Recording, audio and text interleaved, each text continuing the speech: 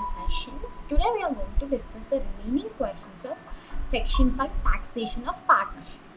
Let's see what is the first question.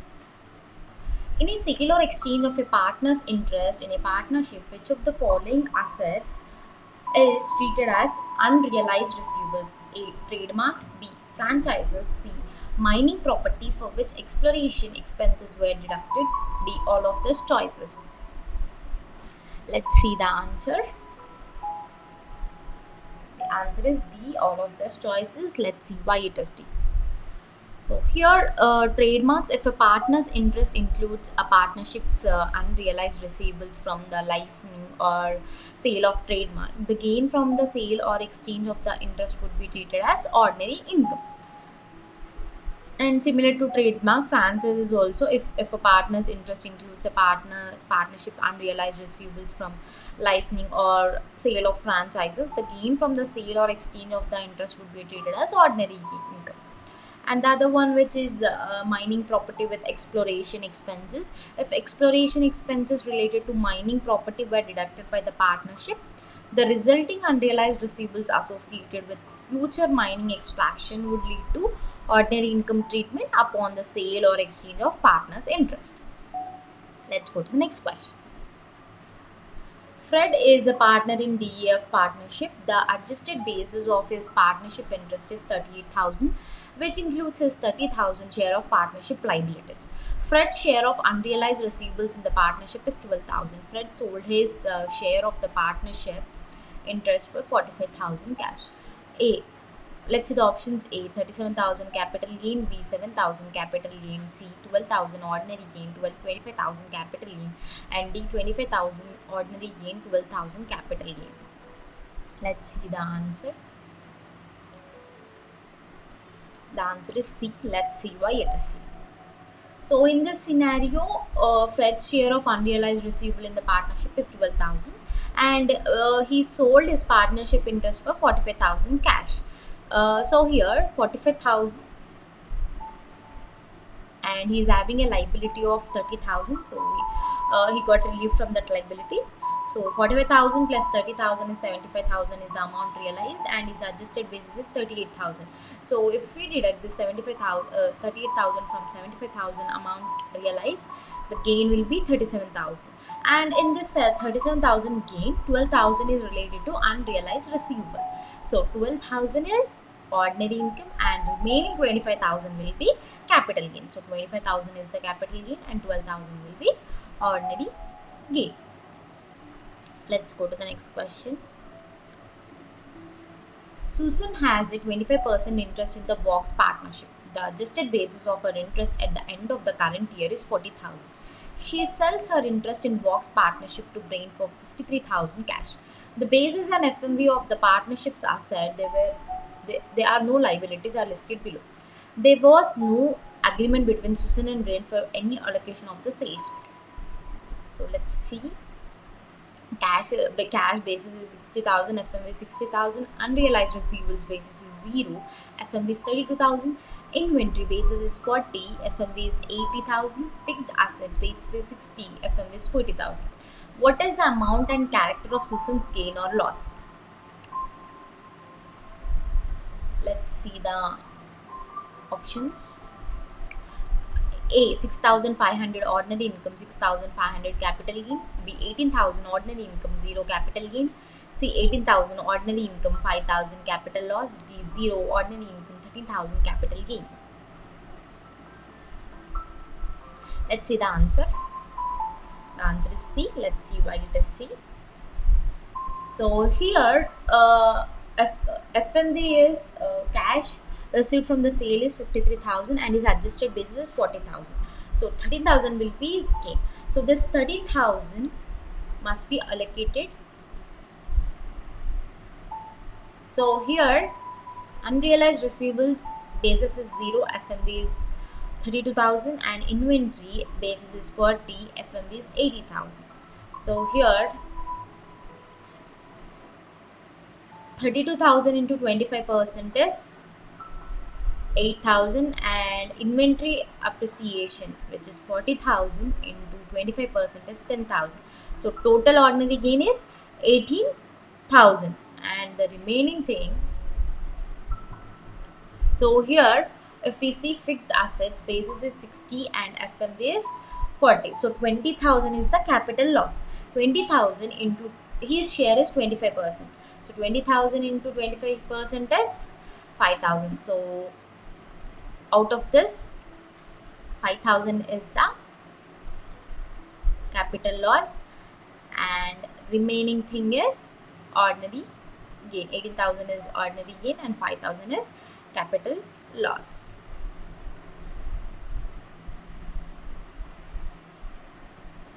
Let's go to the next question.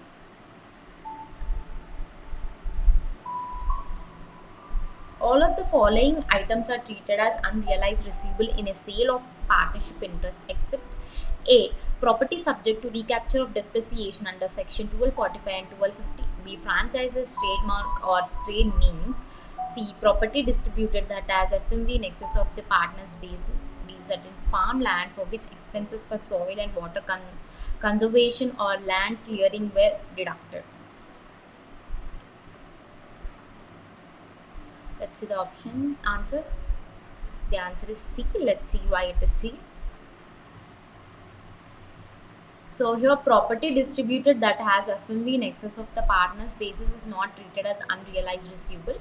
Instead, if a partner receives property in a distribution that has an FMV greater than their basis, the partner may recognize gain to the extent of the excess of the FMV over their basis. So option C is the incorrect statement. Let's go to the next question. Abby sells her 50% interest in the ABC partnership to Matty for 1,000 cash. Her outside basis at the time is 775.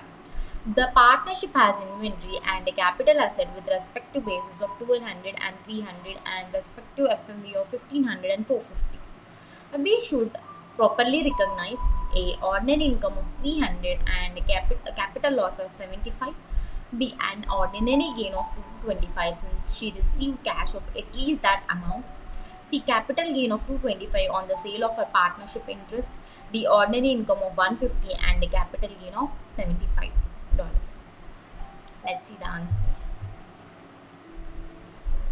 The answer is D. Let's see why it is D. So here, inventory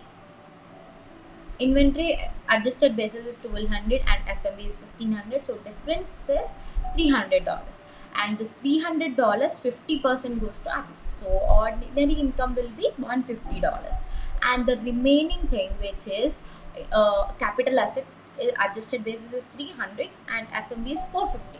So the difference is 150. In this $150, 50% goes to Abby, which is capital gain of $75. So the answer is ordinary income of $150 and capital gain of $75. Let's go to the next question.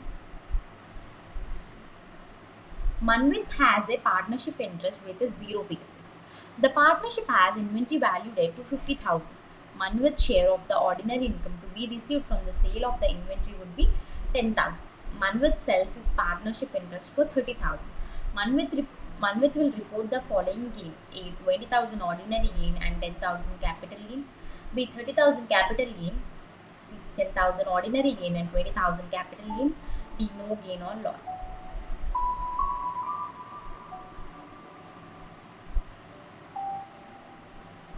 Let's see the answer. The answer is C. Let's see why it is C. So in this scenario, Manvit has a partnership interest with a zero basis. His basis will be 0.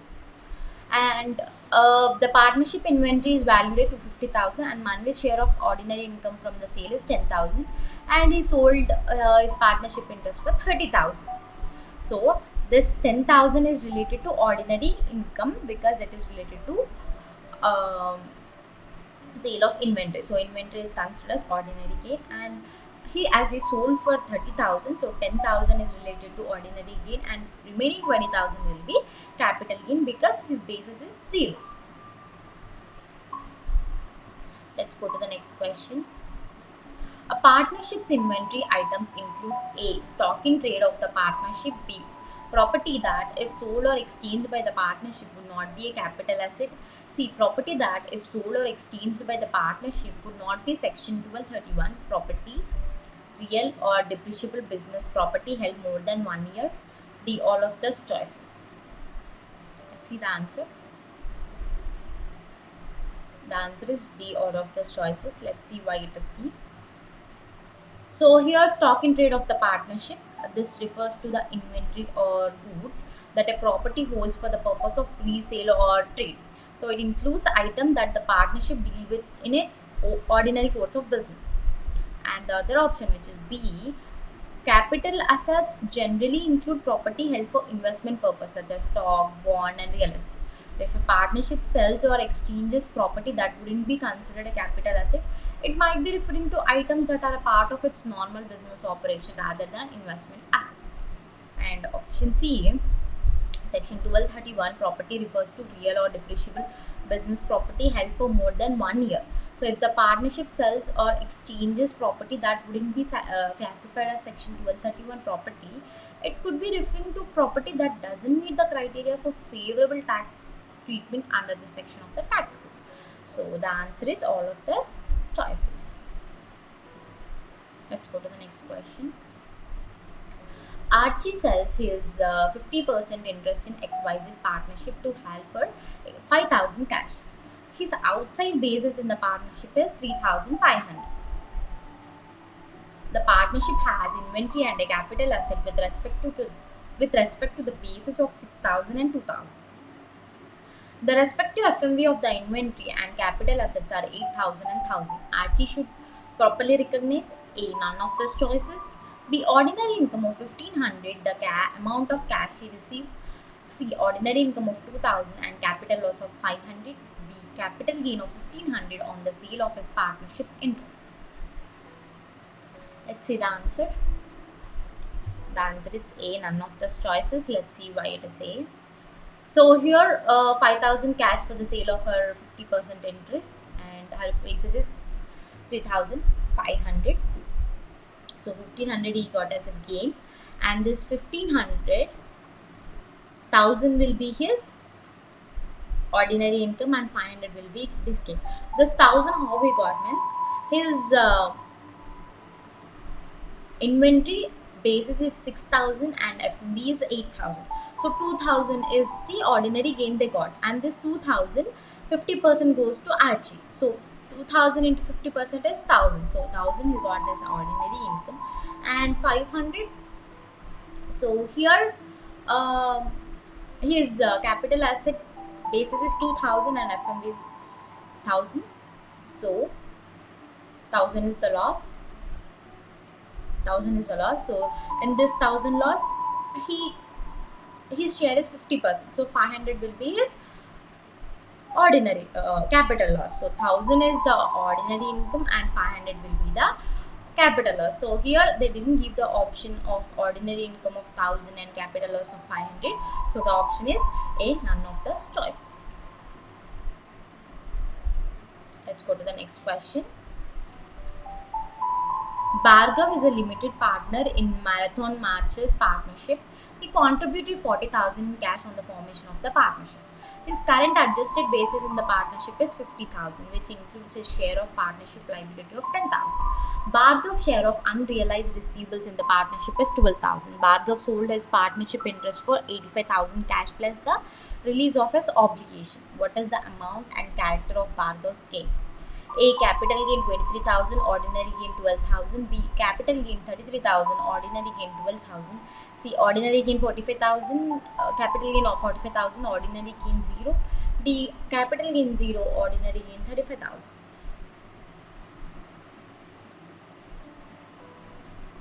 Let's see the answer.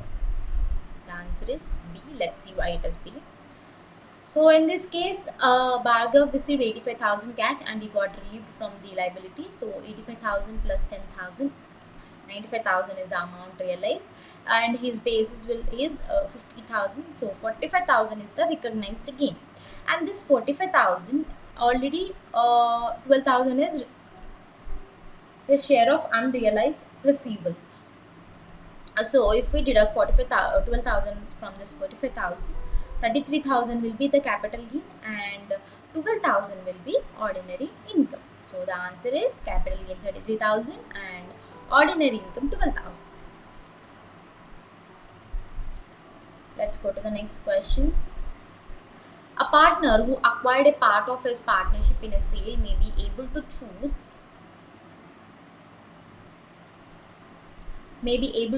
a special basis adjustment for the property. Which of the following is correct? A. The partner's basis for the property distributed is same as it would have been if the partnership had chosen the optional adjustments to basis.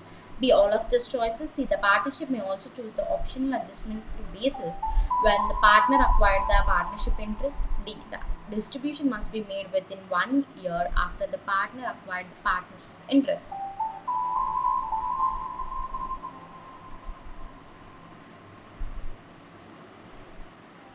Let's see the answer.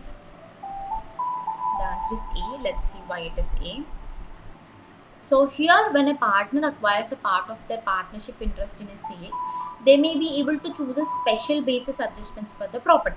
So this adjustment allows them to increase their basis in the partnership interest and consequently in the distributed property. So the basis adjustment is intended to reflect the FMV of the property at the time of the distribution.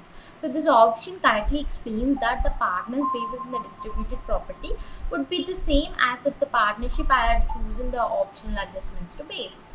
So the answer is A. Let's go to the next question.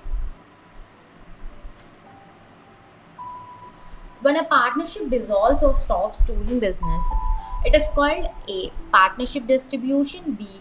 A capital contribution. C. A partnership liquidation. D. A partnership litigation. Let's see the answer. The answer is C. Let's see why other two options are wrong. So option A, distribution. A partnership distribution refers to the distribution of assets or profits among the partners in an ongoing partnership. It doesn't specifically refer to the dissolution or cessation of partnership's business activity. So option A is incorrect. Option B, contribution, is also wrong, because a capital contribution is when a partner contributes additional funds or assets to the partnership. It doesn't refer to the dissolution or stopping of business activities of the partnership. And option D is also wrong. Partnership litigation refers to legal disputes or conflicts involving the partnership or its partners. It doesn't necessarily relate to the dissolution of the partnership. So the answer is C, partnership liquidation.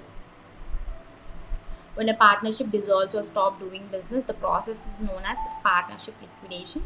It involves the winding down of partnership's affairs, selling of its assets, paying off its debt, and distributing any remaining assets to the partner. So option C, liquidation, is the correct answer. Let's go to the next question. Himanshu has an ownership stake in several limited partnerships. He has no involvement in the day-to-day activities of any of the partnerships. He is merely a passive investor. The business recorded the following income and losses at the end of the year. Restaurant 280,000 income, breakfast cafe 65,000 loss, noodle shop 59,000 loss, movie theater 193,000 loss. How should he treat the income and losses from this activity, passive activities, on his tax return? Let's see the options. Option A, taxable income of 280,000 in the current year, deductible losses of 13,000 must be carried forward to the next year. B, taxable income of 280,000 and deductible losses of 370,000 in the prior year. C, deductible business loss of 37,000 in the current year, no losses would be carried. D, no taxable income for the year, carryover of passive activity losses of 37,000. Let's see the answer. The answer is C. Let's see why it is C. So here, passive losses from one activity can generally offset passive income from another activity. In this case, Himanshu has 280,000 of passive income from restaurant and 59,000 loss from the noodle shop, and 63,000, 63,000, 65,000 loss from breakfast cafe, and noodle shop 59,000 loss, movie theater 193,000 loss. So total loss comes to 317,000 and income is 280,000. 280,000. So remaining 37,000 loss will be carried forward to the next year. So the answer is C, deductible business loss of 37,000 in the current year. No losses would be carried.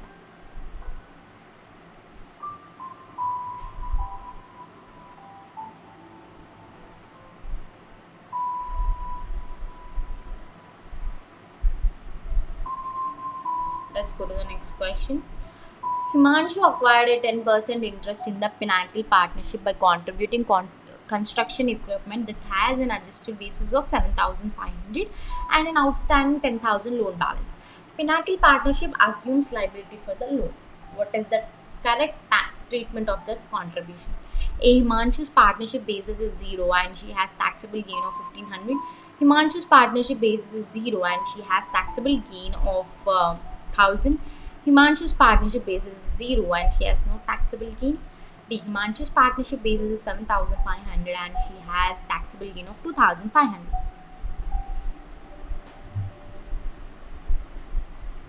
Let's see the answer. The answer is E. Let's see why it is A.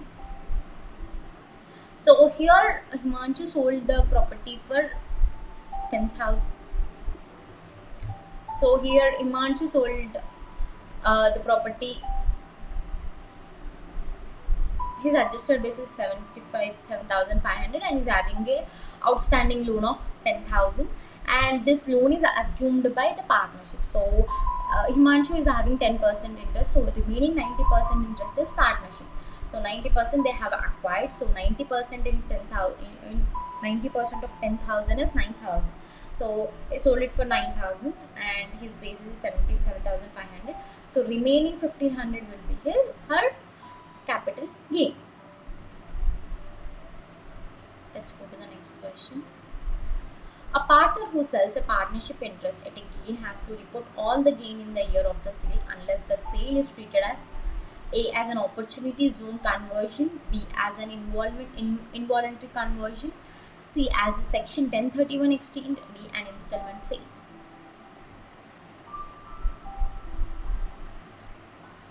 Let's see the answer. The answer is D, installment sale. Let's see why it is D. Here, an installment sale is a situation where the seller defers the recognition of gain from the sale of property by receiving payments over multiple years. Instead of recognizing the entire gain in the year of the sale, the gain is recognized as the payments are received. So this option correctly identifies an exception to immediately reporting all the gain in the year of the sale of the partnership interest. So installment sale is the right answer. Let's go to the next question. Robin is a 40% partner in the Crestline Partnership LLC, a company that sells medical supplies. Crestline Partnership dissolves during the year and Robin receives a proportionate liquidating distribution of 2,000 in cash and inventory unsold electronic supplies with the basis to the partnership of 7,000.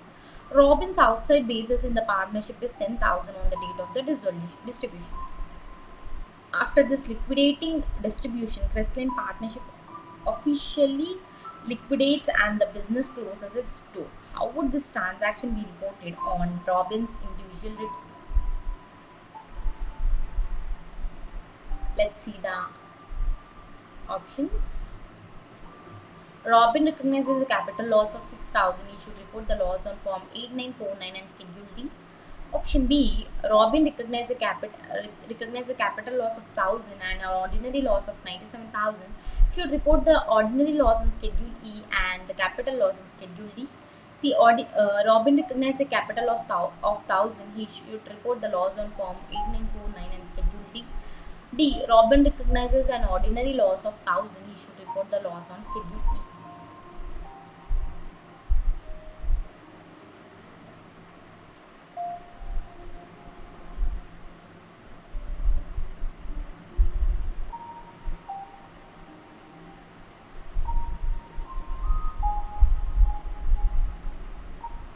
Let's see the answer. The answer is C. Let's see why it is C.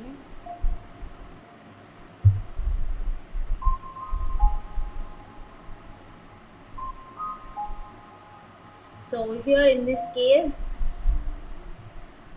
his basis is 10,000, outside basis is 10,000, and he received 2,000 in cash and 7,000 is in inventory.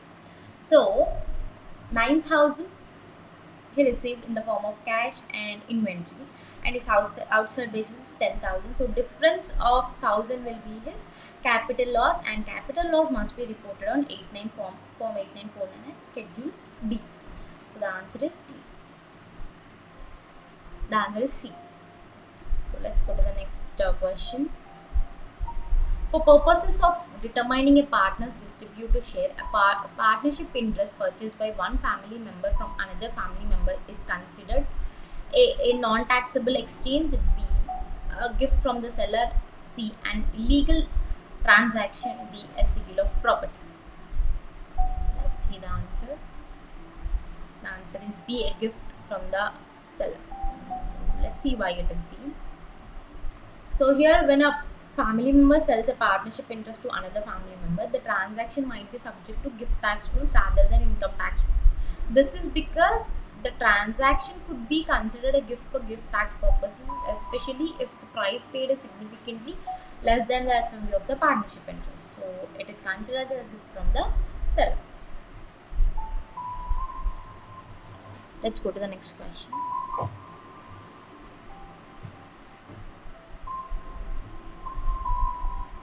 XYZ LLC is a family investment partnership with 15 partners, all of which are close family members, and all of them are natural persons, not entities. The partnership wants to opt off the centralized partnership audit regime. Which of the following events would prevent XYZ from opting out of CAR? Let's see the options. Option A, one of the partners dies and the partnership interest passes to the decedent's estate. Option B, one of the partners sells his partnership interest to an unrelated person. Option C, one of the partners files for personal bankruptcy and his partnership interest becomes property of the bankruptcy estate. D, one of the partners get divorced. Let's see the answer. The answer is C. Let's see why it is C. So here, if one of the partner files for personal bankruptcy and the partnership interest become property of the bankruptcy estate, it might affect the eligibility of the partnership to opt for CPA.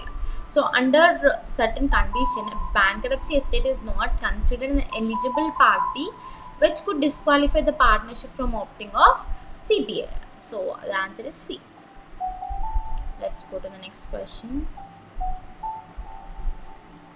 Dexter is a 5% partner in Texas Natural Gas LP, a limited partnership. Dexter is only an investor and has no involvement in the business.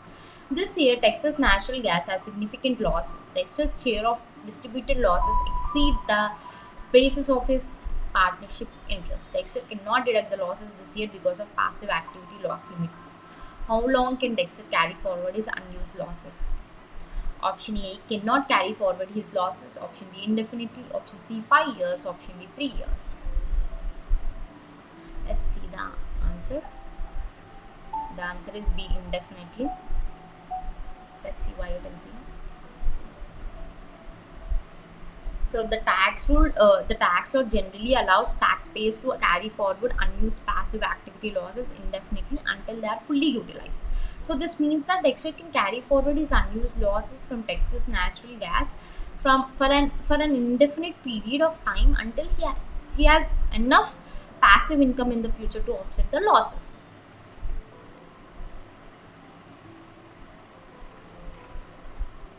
Let's go to the next question. Aditya and Bobby formed the AB partnership during the tax year. Aditya contributes 100,000 in cash and Bobby contributes non-depreciable property with the FMV of 100,000 and an adjusted tax basis of 30,000 to their newly formed partnership. They will share profit and losses equally 50-50. What is Bobby's initial tax basis in his capital account?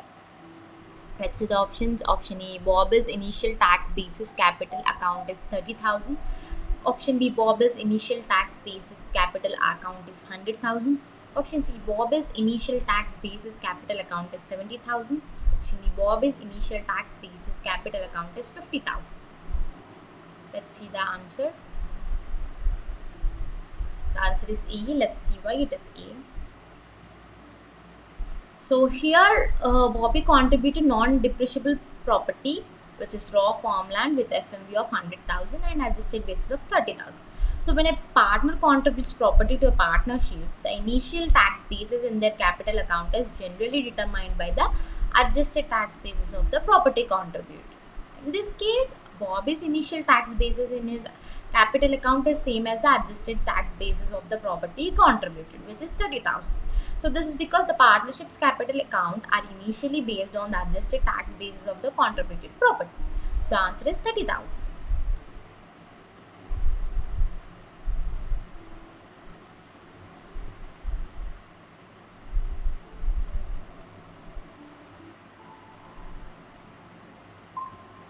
Let's go to the next question.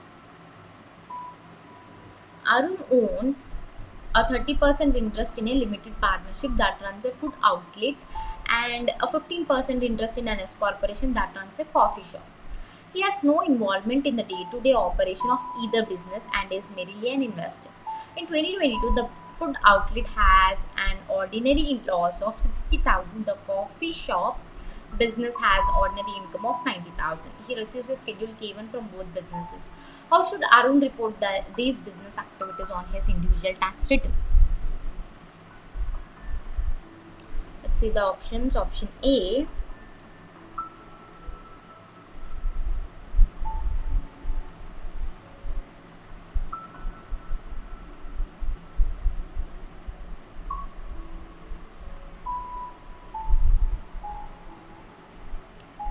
Option A, Arun must report 13,500 of ordinary income on Schedule E. He has no deductible. Option B, Arun must report the income and loss on Schedule E. He can carry over a 4,500 passive loss to the following taxable year. Option C, Arun can deduct a 4,500 loss in the current year on Schedule C. Option D, Arun must report 13,500 of ordinary income on Schedule C. He can deduct an 18,000 ordinary loss on Schedule E.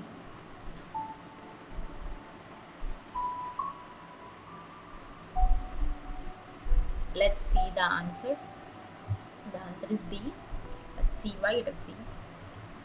So as he is having ordinary income of 90,000 and ordinary loss of 60,000, if we offset that, or if we offset loss from the income, then his loss will be 30,000 and his share is 15%. So 30,000 into 15% is 4,500. So we can carry over this 4,500 passive loss to the following taxable year.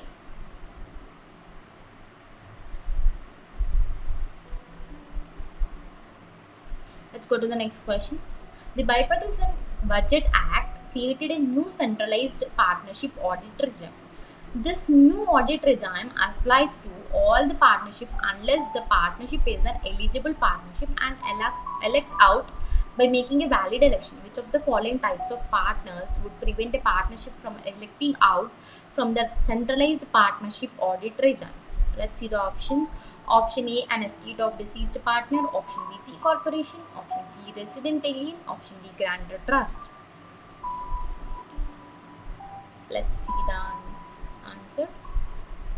The answer is D. Let's see why it is D. So a grantor trust is not specifically listed as an eligible partner for purpose of electing out of CAR. So if a partnership has a grantor trust as a partner, it would prevent the partnership from electing out of centralized partnership audit regime. So the answer is D, grantor trust. With this, we have finished section 5, taxation of partnership MCQs.